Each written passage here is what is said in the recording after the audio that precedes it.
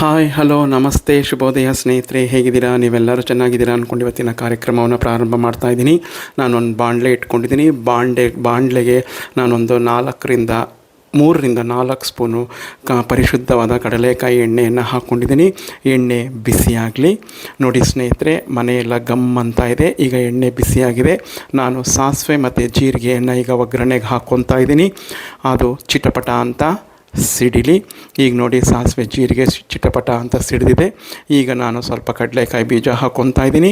ಅದನ್ನು ಸ್ವಲ್ಪ ಎಣ್ಣೆಯಲ್ಲಿ ಬಾಡಿಸ್ಕೊಳ್ಳೋಣ. ನೋಡಿ, ಈಗ ಎಣ್ಣೆಯಲ್ಲಿ ಸ್ವಲ್ಪ ಬಾಡು ಬಂದಿದೆ.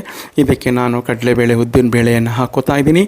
ಅದರ ಜೊತೆಗೆ ಈ ಕಡಲೆಕಾಯಿ ಬೀಜನೂ ಸಹ ಬಾಡೋಗ್ಬಿಡುತ್ತೆ. ನೋಡ್ತಾ ಇದ್ದೀರಲ್ಲ ನೀವೇ ಈಗಲೇ. ನೋಡಿ, ಇದು ಒಂದು ದಪ್ಪ ಹುಣಸೆ ಹಣ್ಣನ್ನು ನೆನೆ ಹಾಕ್ಕೊಂಡಿದ್ದೆ, ನಿಂಬೆಹಣ್ಣು ಗಾತ್ರದ್ದು. ಆ ಹುಣಸೆ ಹುಳಿಯನ್ನೆಲ್ಲ ಹಿಂಡ್ಕೊಂಡು ಈಗ ಈ ಬಾಣಲೆಗೆ ಹಾಕ್ಕೋತಾ ಇದ್ದೀನಿ. ಇದಕ್ಕೆ ನಾನು ಅಡಿಗೆ ಅರಿಶಿಣವನ್ನು ಹಾಕ್ಕೊತಾ ಇದ್ದೀನಿ. ಮತ್ತು ನಾನು ಈಗ ಏನು ಮಾಡ್ತೀನಿ ಅಂತಂದರೆ ಪುಡಿ ಹಿಂಗನ್ನು ಹಾಕ್ಕೊತೀನಿ. ಇಲ್ಲಿ ಬೆಳ್ಳುಳ್ಳಿ, ಈರುಳ್ಳಿ, ಹಸಿಮೆಣಸಿನ್ಕಾಯಿ, ಶುಂಠಿ ಉಪಯೋಗಿಸೋರು ಧಾರಾಳವಾಗಿ ಉಪಯೋಗಿಸ್ಬೋದು. ಮತ್ತು ನಾನು ಈಗಲೇ ಕರಿಬೇವನ್ನು ಹಾಕ್ಕೊತಾ ಇದ್ದೀನಿ. ಮತ್ತು ನಾನಿಲ್ಲಿ ಬಿಳಿ ಎಳ್ಳನ್ನು ಉಪಯೋಗಿಸ್ತಾ ಇದ್ದೀನಿ. ಇದನ್ನು ಒಗ್ಗರಣೆಗೆ ಹಾಕ್ತಾಯಿಲ್ಲ, ಹೀಗೆ ನಾವು ಹಾಕ್ಕೊಂಡು ಅದನ್ನು ಕುದಿಸ್ಕೋಬೇಕು. ಆ ಬಿಳಿ ಎಳ್ಳು ತನ್ನ ಫ್ಲೇವರೆಲ್ಲ ಗೊಜ್ಜಿಗೆ ಬಿಡುತ್ತೆ. ರುಚಿಗೆ ತಕ್ಕಷ್ಟು ಕಲ್ಲುಪ್ಪನ್ನು ಹಾಕ್ಕೊತಾ ಇದ್ದೀನಿ. ಮತ್ತು ಬೆಲ್ಲ ಮಾತ್ರ ಬೇಕೇ ಬೇಕು. ಹುಳಿ, ಉಪ್ಪು, ಖಾರ ಜೊತೆಗೆ ಸಿಹಿ ಇದ್ದರೆ ಬಹಳ ರುಚಿಕರವಾಗಿರುತ್ತೆ. ಈಗ ಕುದೀತಾ ಇದೆ. ಈಗ ನಾನು ನಮ್ಮ ಮನೆಯ ಹುಳಿ ಪೌಡರ್ ಅಂದರೆ ಸಾಂಬಾರ್ ಪೌಡರ್ನ 3 ಸ್ಪೂನ್ನಲ್ಲಿ ಹಾಕ್ಕೊತಾ ಇದ್ದೀನಿ. ನಮ್ಮ ಮನೆಯ ಖಾರಕ್ಕೆ ಅನುಗುಣಕ್ಕೆ ತಕ್ಕಂತೆ ನಾನು ಖಾರವನ್ನು ಹಾಕ್ಕೊತಾ ಇದ್ದೀನಿ. ನೀವು ನಾನು ಹೇಳ್ದಂಗೆ ಗರಂ ಮಸಾಲ ಪದಾರ್ಥಗಳನ್ನೆಲ್ಲ ಉಪಯೋಗಿಸ್ಬೋದು. ಆದರೆ ನಾನು ಸಾತ್ವಿಕವಾಗಿ ಈ ಬೇಸಿಗೆ ಕಾಲಕ್ಕೆ ತಕ್ಕಂತೆ ನಾನು ಮಾಡ್ತಾಯಿದ್ದೀನಿ.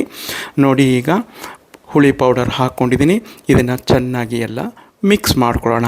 ಈ ಕಡೆ ನಾನು ಒಂದು ಚಿಕ್ಕ ಕಪ್ಪಿಗೆ 1 ಸ್ಪೂನು ಅಕ್ಕಿ ಹಿಟ್ಟನ್ನು ಹಾಕ್ಕೊಂಡು ಗಂಟಿಲ್ಲದೆ ಇದ್ದಂಗೆ ನೀರು ಹಾಕಿ ಎಲ್ಲ ತಿರುವಿ ಸರಿಯಾಗಿ ರೆಡಿ ಮಾಡಿ ಇಟ್ಕೊಂಡಿದ್ದೀನಿ.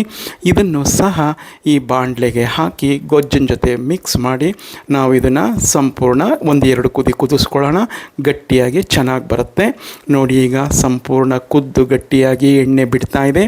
ಈ ಹದಕ್ಕೆ ನಾವು ಕುದಿಸ್ಕೊಂಡು ಗೊಜ್ಜನ್ನು ರೆಡಿ ಮಾಡಿ ಇಟ್ಕೊಂಡ್ರೆ ಹುಳಿಯನ್ನು, ಇದು ಪುಳಿಯೋಗರೆ ಅಲ್ಲ, ಈ ಹುಳಿಯನ್ನು ಗೊಜ್ಜನ್ನು ನಾವು ತೆಗೆದು ಸಹ ಸಪ್ರೇಟಾಗಿ ಇಟ್ಕೊಂಡ್ರೆ ಫ್ರಿಡ್ಜಲ್ಲಿ ನಾವು ಯಾವಾಗಲಾದರೂ ಬೇಜಾರಾದಾಗ ಅನ್ನವನ್ನು ಕಲಿಸ್ಕೊಂಡು ತಿನ್ಬೋದು.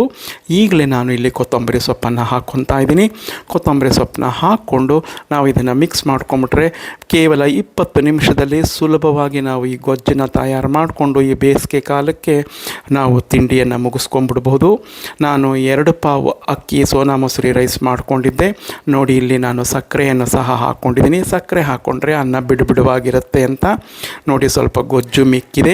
ಈಗ ನಾನು ಸಂಪೂರ್ಣವಾಗಿ 2 ಪಾವು ಅನ್ನವನ್ನು ಕಲಿಸ್ಕೊಂಡಿದ್ದೀನಿ. ತುಂಬ ರುಚಿಕರವಾಗಿದೆ. ಸುಲಭವಾಗಿ ನಾವು 20 ನಿಮಿಷದಲ್ಲಿ ಬೆಳಗ್ಗೆ ಈ ಸೆಕೆಗಾಲಕ್ಕೆ ತಿಂಡಿಯನ್ನು ಮುಗಿಸ್ಕೊಂಡ್ಬಿಡ್ಬೋದು. ಇದ್ರ ಜೊತೆಗೆ ನಾನು ದೇವಸ್ಥಾನದ ಶೈಲಿಯಲ್ಲಿ ಮೊಸರು ಅನ್ನವನ್ನು ಮಾಡ್ಕೊಂಡಿದ್ದೀನಿ. ತಿನ್ನೋಕ್ಕೆ ಕಾಂಬಿನೇಷನ್ ತುಂಬ ಚೆನ್ನಾಗಿರುತ್ತೆ. ಇದು ಪುಳಿಯೋಗರೆ ಅಲ್ಲ, ಹುಳಿಯನ್ನು ನೆನ್ಪಿಟ್ಕೊಳ್ಳಿ. ನೀವು ಈ ರೀತಿ ಬೇಸಿಗೆ ಕಾಲಕ್ಕೆ ಮಾಡಿಕೊಂಡು ತಿಂದು ಹೇಗಿತ್ತು ಅಂತ ನನಗೆ ಕಮೆಂಟ್ನಲ್ಲಿ ತಿಳಿಸಿ. ಪ್ರೀತಿಯ ಸ್ನೇಹಿತರೆ, ನೋಡಿ, ನಾನು ತಿಂಡಿ ತಿನ್ನೋಕೆ ಕೂತ್ಕೊಂಡಿದ್ದೀನಿ. ನನಗೆ ಈ ಹುಳಿಯನ್ನು, ಈ ಮೊಸರು ಅನ್ನ ಈ ರೀತಿ ತಿನ್ನೋಕ್ಕೆ ತುಂಬ ಇಷ್ಟ. ಬಹಳ ಅದ್ಭುತವಾಗಿ ಬಂದಿತ್ತು, ಬಹಳ ರುಚಿಕರವಾಗಿತ್ತು. ಈ ಬೇಸಿಗೆ ಕಾಲಕ್ಕೆ ಹೇಳಿ ಮಾಡಿದಂಥ ಒಂದು ಫಲಹಾರ ಅನ್ಬೋದು. ನೀವು ಮಾಡಿಕೊಂಡು ತಿನ್ನಿ, ಹೇಗಿತ್ತು ಅಂತ ನನಗೆ ಕಮೆಂಟ್ನಲ್ಲಿ ತಿಳಿಸಿ. ಮರೆಯದೆ ನನ್ನ ಚಾನಲ್ನ ಸಬ್ಸ್ಕ್ರೈಬ್ ಮಾಡಿಕೊಂಡು ನಿಮ್ಮ ಸಂಪೂರ್ಣ ಪ್ರೋತ್ಸಾಹ ಬೆಂಬಲವನ್ನು ಕೊಡಬೇಕು ಅಂತ ಕೇಳ್ಕೊತೀನಿ. ಜೈ ಗಣೇಶ, ನಮಸ್ಕಾರಗಳು.